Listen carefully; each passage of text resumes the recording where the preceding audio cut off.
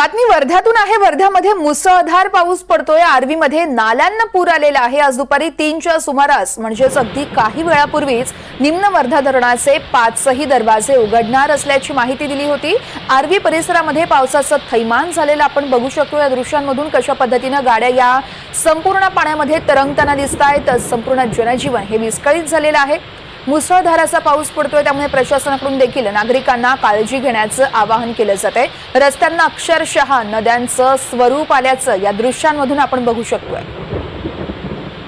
वर्ध्यामध्ये मुसळधार पाऊस आलेला आहे। निम्न वर्धा धरणाचे 5ही दरवाजे उघडणार असल्याची माहिती दिली जाते प्रशासनाकडून आणि त्याच अनुषंगाने आता प्रशासनाने सगळ्या नागरिकांना काळजी घेण्याचंही आवाहन केलेलं आहे।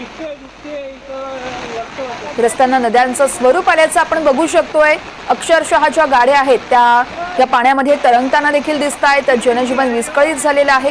गरज असेल तरच घराबाहेर पडा, अन्यथा घराबाहेर पडू नका असं देखील आवाहन प्रशासनाकडून वर्ध्यातील सगळ्या नागरिकांना केलं जात आहे।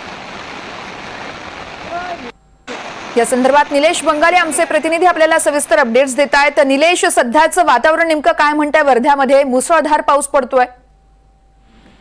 नक्कीच वर्षा, आपण जर बघितलं तर सकाळपासून वर्ध्यामध्ये मुसळधार पाऊस पडत आहे, जोराचा पाऊस पडत आहे आणि गेल्या 15 दिवसापासून जो उकाडा पडला होता त्याचा आता कुठेतरी तो भरून काढण्यासाठी हा पाऊस आल्याचं सांगण्यात येत आहे। आणि याचा परिणाम असा झाला आहे की वर्ध्यातील आर्वी परिसरामधील जो लोखंडी पूल आहे, मायाबाई वार्ड आहे, या परिसरामध्ये जो नाला गेलेला आहे या नाल्याला प्रचंड असा पूर आलेला आहे। असं जर पाऊस काही सुरू राहिला 1 तास तर कदाचित घरामध्ये लोकांच्या पाणी सुद्धा घुसू शकतं, इतकी भयंकर परिस्थिती त्या ठिकाणी आहे।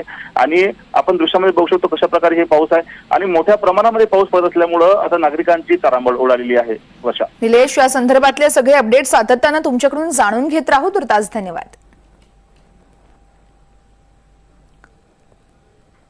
पावसासंदर्भातली आता महत्त्वाची